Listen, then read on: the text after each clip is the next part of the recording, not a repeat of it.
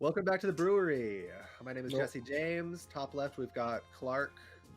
Right above me, we got Oliver, Tom Oliver. I can't say anyone's name properly. And at the bottom left, we have Alex Ryan, aka Atherin, aka Byron. Yep. Yeah. So this week's good. topics. This week's topic is sentient plants. Yeah. So we each came up with our own monster around the idea of it being a sentient plant, and we're going to go through them one by one now. Yeah. So who would like to go first? Let's change it up a bit. All right, great. My vote is for Alex. Sure. No reason, just No reason. All right. Let's do that. Hot second. you can have one cold second. You can have Oh my one God, I hot. love cold seconds. Like We all do. a vaguely dampened second. I thought it was cold. I didn't know it was wet. Listen, you can have one hot Jesse, and that's it. It's a I measurement just of time. want my reference to be able to read it properly. All right. So I'm about to expose it. 3, 2, 1. Expose it. Ooh. There we go.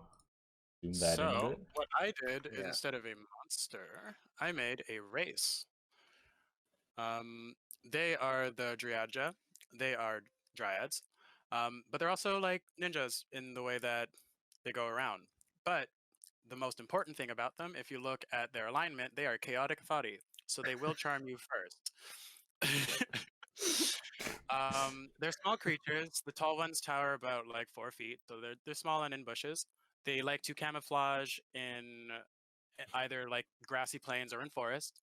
They have an alpha formation, so they're always in teams of 3. If you look at their abilities, they can stealth. So as soon as they're in anywhere that's grassy, pretty much, so like a deep forest or grassy plains, they're considered invisible. So they're very hard to hit since they're so small and moving through the leaves themselves. Under that, I have natural charm because, you know, they're wearing the least possible because they got to stay nimble. They're an army of sledges. What do you want? If the target creature is of the opposed gender to the Draeuja, it must succeed on a DC 12 con save or be charmed for 1 round, or until attacked. However, if they're of the same gender, they're provoked because the other person becomes jealous of their natural charm. So you're forced pretty much into making an attack on your turn instead of doing whatever action. So like this could come into conflict with like your healer if a party member's down because they're being targeted or something like that. Since they're so like hung up on how pretty these little things are, they have to attack instead of saving your friend. So like I was picturing like a very annoying like assassin-y like confrontation with these guys.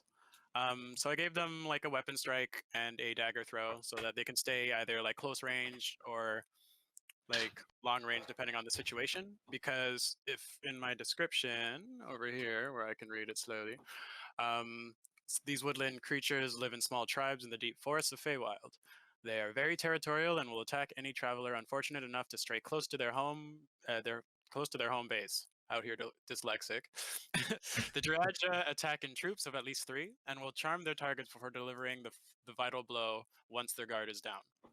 These woodland creatures are short and nimble. The tallest of their tribe, which is also their leader, tower at around 4 feet tall. They are calm and calculated individuals and will stop at no means to complete their missions. The weapons that they use are from the adventurers slain and looted. So they're a small little group of assassins. They chill in the forest. They're territorial, so don't walk too close. But at the same time, they're ninjas, so you don't know where too close is, and that's on you. So it's basically a more literal take on the Hidden Leaf Village from Exactly. I was about to say Hidden Leaf Village, yeah. Very much Yeah. so. They're the hidden leaf I people. love it. Yeah, yeah, that's literally what it is. And they're pretty jacked. Look how shredded the guy is. Well, they have to charm, you know. That's true. Yeah. They live a very I mean, he's sensual wearing lifestyle. an underwear and an open romper. Like, you gotta... Love it. Yeah. Yikes. Yeah, no, it's All great. right. Beautiful. All right, great. Who wants to go up next? Yeah, who's next? Tom? I vote for Clark. I mean, live you for that. asked him and That- he gave you an answer, I Okay, guess. I think I just got no you'd, but that's fine. I'll do it. I'm game. Oh man. All right. So, Mood Shroom. I love it. yeah, so any first impressions before I start my small lecture? It's giving me Oh. young Merlin. Oh yeah. Yes. Oh my god. For anyone listening, if you haven't played Young Merlin, please go download a Super Nintendo emulator and and do a playthrough of Young Merlin. It's worth it, I promise you. Is that the game you wanted us to play together? Yeah, it is. That's the game I was telling you about okay. a while ago. Right. All right. Still So have nightmares. tell us about your Young Merlin-esque mushroom. All right, yeah. So this guy is the Mood Shroom, and he is a sentient mushroom of Feywild. They don't necessarily have like a language, but they talk in that that like Sims nonsense voice. It's Oh, like really God. like so they don't really have a language. When they communicate with other creatures, they do so by speaking that Sims nonsense voice and also just flailing their arms about. It's not really speaking; it's more like emoting. And yeah, that links well to what these mood shrooms actually do. If we look in their stat block here, we have psychic mirroring, and what this is they will mirror the emotions of the creature that they have a psychic link with, and they'll usually gravitate towards the nearest creature in deep thought, with or someone who's feeling like very strong emotions, and they will mirror those emotions back to that creature. The Moochroom is a very useful tool for creatures seeking enlightenment because you can study your own emotions through the use of having a Moochroom as a pet. So basically, if you're not aware of your own emotions or your inner turmoil, the Moochroom can help you get to that point of understanding where this is coming from. So in the kind of lore I was thinking that there might be some temples in Feywild where they actually like use these mood shrooms a lot to actually like delve deeper into themselves. So on their own they're not very strong, but if they are psychically linked with a person, they have what's called psychic mirroring death rattle that we see in the stat block. And what that means is that if the mood shroom is killed while it is psychically linked, that person takes permanent psychic damage equal to the mood shroom's HP. So it lowers their max HP. Now, if the creature is, say, average a human with 4 HP, and somehow this 1d4 lands on a 4 and you have 0 HP, you don't actually die. You default to 1 HP, and as written here, the creature's mind vegetates in a helpless state of melancholy, defaulting it to 1 HP.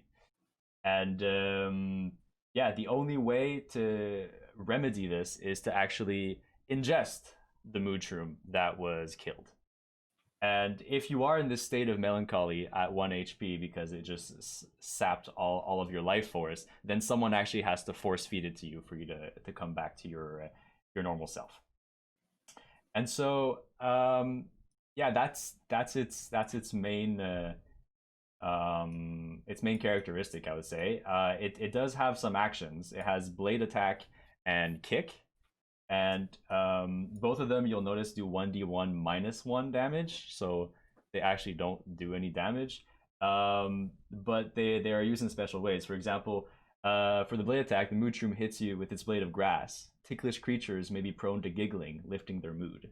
So when you have like really strong emotion, he'll try and like attack you with his blade of grass, but in the end it usually just uplifts your mood and uplifts the mood of the mood shroom itself. And so if that wasn't clear enough, I drew a little diagram of a blade of grass as its weapon. As you can see here, we have the shaft handle and the tickling tip. And yeah, that is the mood shroom. definitely special. I feel like it's more of a hassle than anything. Because, like, yes, you get a deep understanding of your psyche, but at the same time, you get clapped to filth. I mean, it's only small bits of damage because it is he only has 1d4 HP. So Okay. like it's only if you're like a peasant that has 4 HP that you might get to that point if you were low HP to start with. Or Uh, if you go into like a mushroom patch and there's like a horde of them and they all link to you at the same time and blow up. yeah, Why yeah, would no. they blow up, Myers? Why not? I mean, maybe you squish them. You know, maybe you sit down and you squish a couple, and now you're in a helpless state of melancholy. You don't know. Helpless state of melancholy. Yep. Oh. And so yeah, that's my mooch room. Any questions? All right, just before we move on, we're just gonna take a really quick break because some aliens have moved into my upstairs and are making some really nonsense noises. So we'll be right back. All right, we're back. There was a vacuuming mishap, but everything has been resolved. Yeah. Moving Alien on. vacuum cleaners are always great. Yes, as we all know, sometimes that just happens. Even in professional studios, you can't escape alien vacuum cleaner sometimes. It's just a fact of Mhm. life. Mhm. Okay, shall I go next? I feel like Sure. I feel like Tom always needs to be last for some reason. He's Yeah, the DM. He gets privilege. That's And probably the best, anyways. yeah. All right. We always gotta leave off on the most cursed items, so I Fair. mean, I feel like mine was more cursed last time. Yours was more hate-inducing. yeah, it's true. I did More hate you. disgusting. Maybe it wasn't more cursed. All It's just right, those nipples. All right, here here comes mine. we go. Yeah, in the background. no. What? Why? What do you So- mean? This is the dangerous and terrifying dandelion. I love it. So as you can see, it's a large plant, so it towers over regular humans in terms of height. I'm going to go ahead and just recite the first line that I wrote for the description. As you make your way through the resplendent forests of giant dandelions in the Feywild, proceed with caution. You might unwittingly waltz into the domain of the dandelions. So, yeah, along with this creature comes the implication that the Feywild has forests of giant dandelions, which are harmless. However, there are patches in these forests full of dandelions, which, as long as they're hiding their faces inside the center of the flower, they are indistinguishable from regular giant dandelions. This is how they hunt their prey. They lie in wait until some creature or adventurer comes by, and once they're surrounded by the dandelions, they reveal themselves and they start to tear them apart with their ferocious teeth. So just like their animal counterparts, they're very stealthy. Despite not being able to move, they can hide in plain sight. And also similarly, they're pack hunters. So you might be able to fight off a single dandelion pretty easily. You know, they're not extraordinarily powerful, but when you're surrounded by God knows how many, it's a very different story. And as you can see in the background, that is a forest of dandelions all roaring together. And yes, this is because I didn't feel like drawing a second lion face. So I just took art trick. Don't do anything extra. Just take what you already have and copy paste it everywhere. That's Time, fair. gotta. Yeah. Copy pasta. You So you gotta. there's my dandelion. I have Oh, I have questions. Oh Yeah. yeah, hit me. So like, say I wanted to like, maybe harvest some dandelions. Yeah. Do they taste good? Do they have meat? Are they made of Um, meat? Some of they're it, they're just plant. the just the just the face of the lion would have right? some meat. So if you wanted to make like maybe like a No. lion face soup or something, you could. Right. Is it like But vegetarian? Is it that's vegan? that is up for debate right now. Okay. There are some people who think that it's cruelty. to eat them, and then there are others who say no, they're plants. It's fine. Vegetarians all over the world are cheating on their diet, eating dandelions. Yes, by having dandelion-based soup. It's not for- dandelions, they're dandelions. It's different. Ooh, I like that. But the rest of it, just like an actual dandelion, is edible and nutritious. All right, yeah. Yeah, I would definitely want to like transform this into like a stew somehow and have like the petals on the side, make it fancy. Yeah. Oh yeah, you Yeah. can definitely elevate that, make a really high class dish with it. Would Yeah. you be able to give us a roar? Me? Yes. You need What a does sound that patch bite. of dandelion sound like? I mean, it sounds just like a lion. The noise the noise it makes is identical, or maybe it should be different. I hadn't actually thought of that. They are Maybe- dandy lions.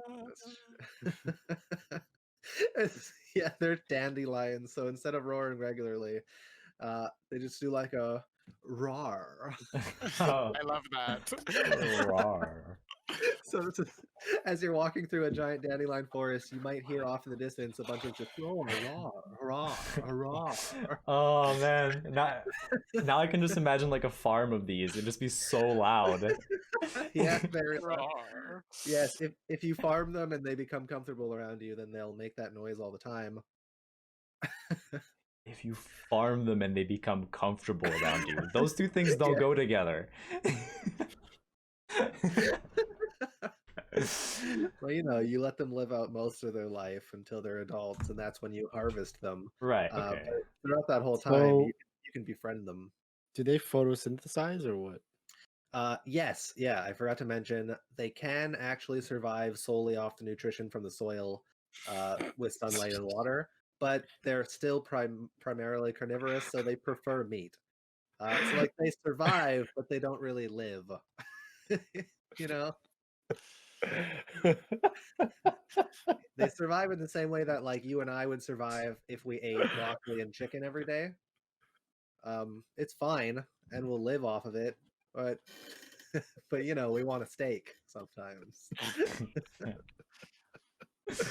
Okay, all right, that's fine. That's okay.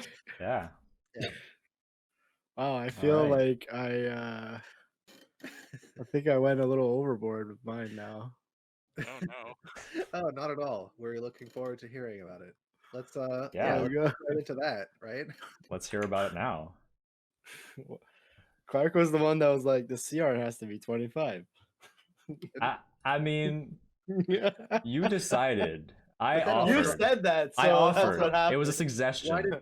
Why didn't you listen to Byron? He or Alex or Athrin? Can you get his suggested- name proper, please? He suggested that it should be a CR of max 7, I think. Yeah, I did say that. Yeah, and then Right. Clark was like, yeah, CR 25. I'm like, all right. you ignored Alex. Well, I see how it is. Let's look at this monstrosity. Yeah, let's see it. Uh, Ooh, all right. That's concerning. so first impressions. I'm getting Zelda vibes You would from the wouldn't you? eyes. I don't Oh, know get where. what you mean. I don't know where the eyes would come from though, but I'm still getting Zelda vibes. Maybe like the I mean, eyes you have to hit sometimes. I'm not sure. I mean, it's definitely straight out of StarCraft. Definitely. All right. Let's get it. I mean, wait, doesn't Zerg have spires? Spire, isn't that what you need to make mutalisks in the first StarCraft at least? You build a Yeah, spire? it pretty So- much is, but it's Alright, not the so- same. Doesn't look the so- same though. No. Yeah, Does my it spawn mutalisks? Okay. sentient plant is the Spire. I definitely went 100% overboard. This thing is a complete realm destroyer if left unchecked. So sometimes, if you scroll down a bit, I'll read a little bit of the description. Sometimes the seed falls from deep space, dormant for centuries. Upon crashing into the realm, it may suddenly wake up and begin to grow into a monstrosity known as a spire. It grows basically extremely quickly, violently. It's at its most vulnerable state when it's just beginning to grow within the first few months. But once it starts to reach that like adulthood type state, this thing becomes an utter nightmare for not just adventurers, but the wildlife, the natural biomes. Basically, the whole ecosystem gets thrown out of whack. This thing has three main principles behind it: the consumer, the subjugator, and if you scroll down a bit, its ability to basically endlessly evolve. It's in a real sense like a very very difficult uh, creature to deal with. Simply because not only does it basically gain and absorb as much knowledge as it can by consuming those lesser creatures around it, it may also like spread its creep and its toxic spores around and basically start altering the biome around it. How What do were you you gonna make say? how do you make a stat block for something that ever evolves? This a lot of this stuff is just there's basic descriptions here, but it's all ultimately everything's going to be up to the DM to decide and to rule. Okay. But like the basic principles of all of its stuff is there, and as you can see, its stat block is like pretty. It's pretty long. Anyway, it does 110 damage with its attack. Mm-hmm. It can hit things 200 feet away. Yeah, so it Oh has a my ranged spell God. attack. It's psionic attack, plus 14 to hit, range of 200 feet, one target. If it hits, it's 110 damage. That's the base damage. It's got a spike launcher attack, which it can basically shoot its spikes out. Why If would we're it going ever that way. use the spiked launcher when it has the psionic attack with more range and more damage? If you were immune to a range a spell attack, for example, then this is a ranged weapon attack, which you might not be immune to. So that's just a little bit of versatility that it has. But that's not the frightening part about it. Like most of the time, this thing won't even attack you directly. What it's usually gonna do is it'll start spreading. Creep will go everywhere. These toxic spores will land everywhere. It'll get into the rest of the plants and the vegetation, start altering their DNA and basically converting that into an alien kind of like forest. All the little creatures, like the squirrels and the cute little raccoons, well, they become monsters basically, and they start tearing other creatures apart. Normally, it'll try not to kill other cute creatures just so it can start like altering their DNA and basically turning them against the rest of the world. So slowly but surely, everything does get consumed. If one of these things pops up and it's left unchecked, basically the realm is done. It's over. You need like basically max level adventurers to deal with this kind of thing. It's got a high challenge rating of 25, and not for no reason. It's got a bunch of condition immunities, which Does it can actually like what? does it pop up like for any reason? Like, is there a reason why one might pop up somewhere? Like I'm Lavos. It's just one of those random things. Like it's like the same thing with a Tarrasque. Like, why does a all right. Tarrasque just pop up, right? Well, either they're summoned from another realm, or it's just like a coincidental thing that happens every 100 or 1,000 years or whatever you Sure. want. So basically, running through the stat block here to give you some like reasons why this thing is so scary. Unyielding control. Any creature captured or rendered unconscious will have its anatomy and mind permanently altered to serve the Spire. This is not like you can just like remove curse or whatever or dispel it. Once this happens, it's permanent. Your character or or creature is permanently changed, and that's pretty much it. That's why you do not want to fall unconscious to this thing. Next thing is the creep spread. Like I said, 1 mile per 1d4 days. Not super fast, but at the same time, when it's a radius, right, it's gonna Yeah. get a lot larger, a lot quicker. And then there's the telepathic barrage. You may choose a creature within 300 feet to be affected by this. If you have 10 int or lower, you're automatically affected. Basically, you get disadvantage on all ability checks, spell checks, saves, everything. If you have 10 int or more, you have to make a DC 20 save, int Yeah. save to pass. If you're immune to like telepathic abilities, you automatically pass. Altered DNA. So the Spire basically and its creatures under its control constantly evolve, which means that any creature, including the Spire, has increased stats, AC, speed, damage, and ability immunities. I forgot to mention, but on creep, any creature that's an enemy is automatically known to the Spire, and any creature that's an ally has double the speed, and knows the location of other enemies on creep. So once you enter its domain, you are effed basically. Next thing is consumer. If it consumes a creature, it gains all of its knowledge, its abilities, its skills, and its languages. So What? if you have, yeah. So if you're like some emissary or something from some random place and you just so happen to get captured and consumed by this thing, well, now it knows not only your language and your vulnerabilities and strengths, it knows your locations and your hierarchy and everything else. And then the last but not least is the toxic spores. It's constantly spewing these toxic spores from its geysers. And these things are terrible. They're poisonous. When they land on things, they begin to like slowly start changing the DNA of it. Um, It'll even start rewriting the genetic code of creatures just to better serve the Spire. Eventually, after 12d4 hours, a creature will be irreversibly changed and be completely under the Spire's control. So we're talking hazmat suits, even if it's medieval times, and we're talking lots and lots and lots of fire and explosions and whatever else you can pretty much bring out to take care of this thing. But this is why it's DC 25. It's like I said, it's a realm ender. If this thing lands and it's unchecked, you need like a high level adventuring party that's ready for it to come and attack it. There's no like level 5 party that's coming to deal with this. Like this thing will completely mess it up.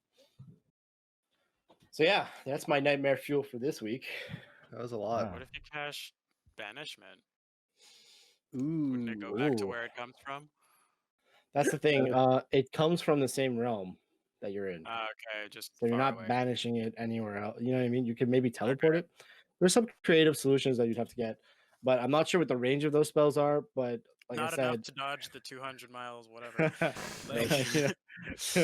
This thing is giving me like StarCraft meets HP Lovecraft. Yeah, we got some cool monstrosity things going on in my head. Some people have said that I'm not healthy, but I disagree. That's fair. Having not played StarCraft though, I am getting the corruption from Terraria vibes with like the purple and it spreading and yeah, that too, for sure. Yeah. All right, great. So, if we're Let all us ready, deliberate.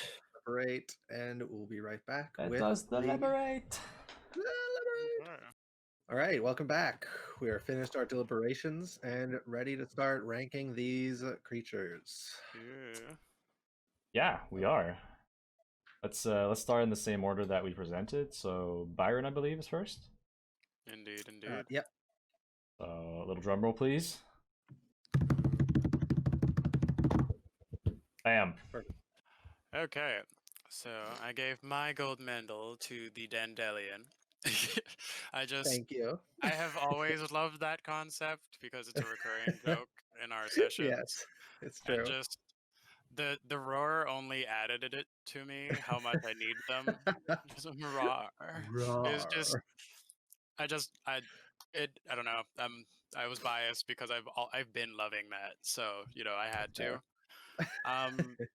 This World Ender Spire got my next vote because that was so in depth of just all of the foolery that it can do. Like I feel like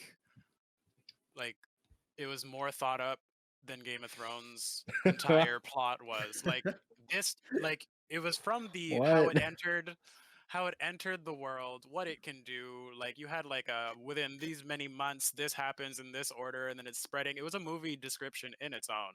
Like that, it was just a fully realized thought. I did like the mushroom, but it didn't give me the same emotional attachment as the other two did. So that's why I had to give that one the bronze. All right, that's fair. All right, up next. I believe that's you, Clark. It is me. Drum roll, please.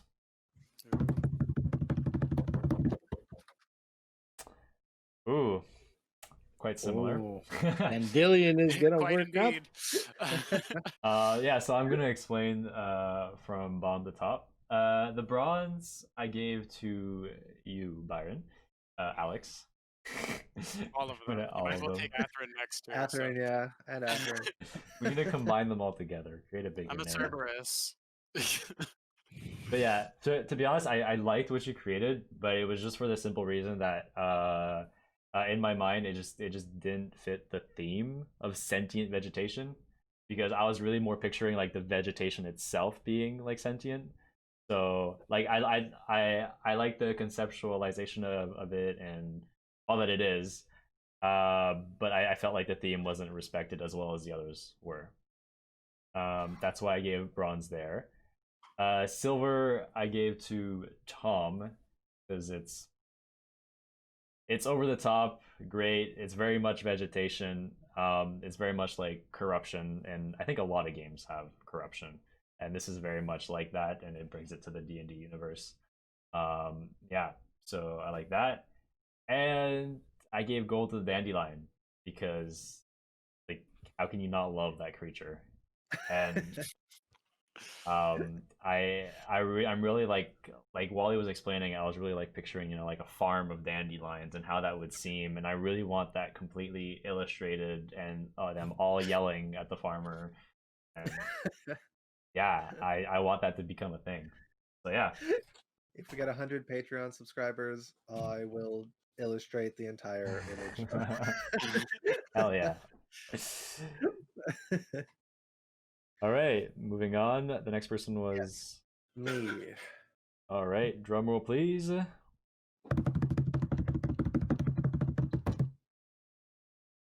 we go. All right. So I gave gold to the Draeujas. Mhm.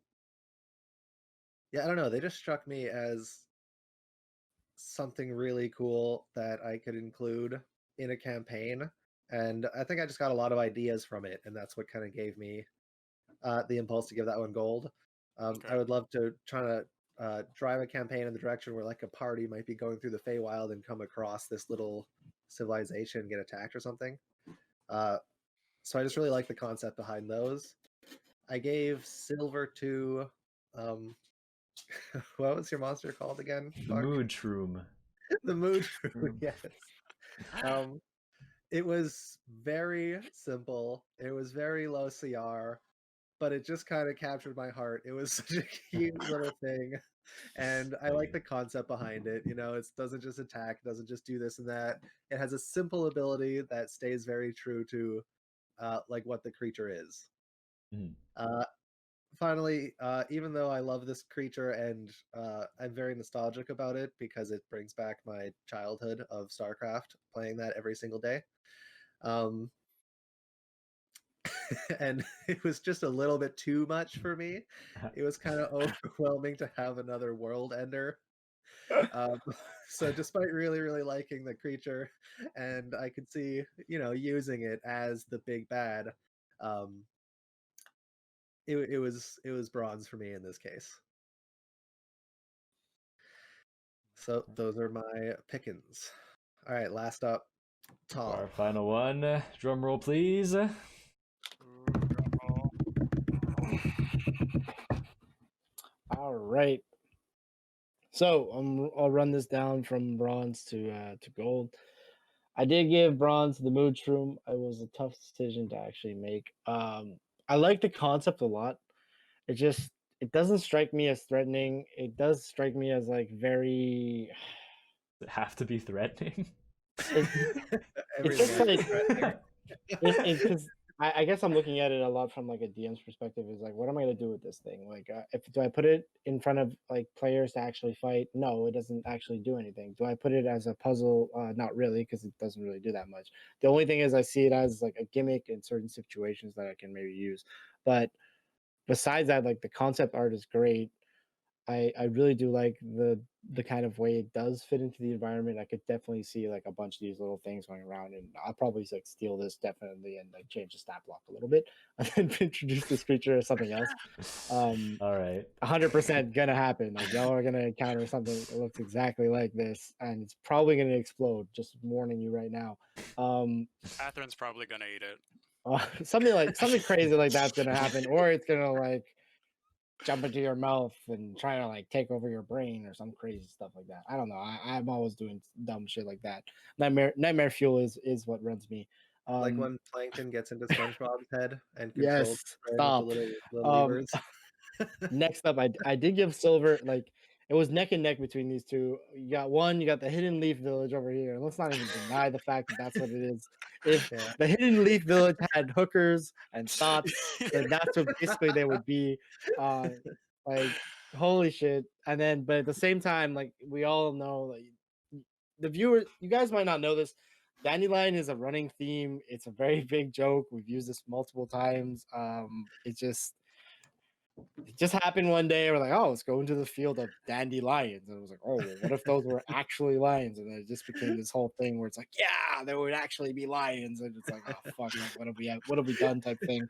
Yep. And it's just been reoccurring, ongoing. And to see that established is great. The only reason why I gave the gold to the Dryads over the dandelion, I just, when I picture the dandelions in my head, it was never like this. So conceptually, it just seems a little bit odd. It's like they photosynthesize, but they want to eat meat. Like where did evolution go wrong here? You know what I mean? Somewhere down the line, something went wrong.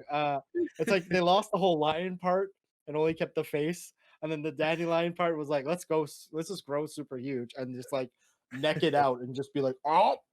I was like, no, this is so weird. Like I was picturing like a dandelion flower with a lion in the middle, like attached with the tail or some shit, and then it would just jump out and like attack you, and you'd be like, oh fuck. But Yeah. this is the thing, he's just like, yawn. Not Oh, sorry, I didn't see you that. Like, yeah, I'm picturing like, you remember like Wizard of Oz with that fucking lion over there, and then he was like, roar. I'm like, oh, there it is. Doesn't have a heart, no courage, whatever it was. So I was like, okay, whatever. Because of that, I get Silver. And then at this point, I'm like, motherfucking ninjas, excuse my language, in the forest, full camouflage, and they're basically like, I look better than you. Yes, please, stamp of approval. Let's go. Anybody who basically comes up to you and is like, I look so much better than you, you have to fight me. Yeah, that's something you got to definitely deal with. So like, kudos to everyone. The art was super great. I definitely like, just keep doing what you're doing. Like you guys are so good at the drawings, man. Like 100%. Honestly, I think we're all doing a really good job with the art. I think we're all doing a really good job with the concepts. Yeah. In the creation. Yeah, it was neck and neck today. Mine and Alex's went head to head. It was off by 1 bronze to silver. That's right. There's also a little bit of silver from that other piece there. I don't know if that counts. Yeah, so, but... something random extra silver. Might have, like miscopied mine with the lasso tool. yeah. Something went a little bit wrong. It gave me a little bit extra silver. Yep. It took a little bit of silver away from Tom, but anyway. Good job, everyone. Yeah. Oh my god. Yeah, you're definitely gonna see that little mushroom somewhere at one point, because that thing. I like that. I like that joke. I'm just gonna be like, next week we'll be doing Belle Delphine based magical items. So if you want something really cursed, and I'm just gonna like, I'll just apologize in advance, because whatever I make, you should. It's gonna be complete. Yeah, Tom especially. Whatever I make is gonna be complete nightmare fuel, and just like already I'm having anxiety about it. All right, so join us next week for that.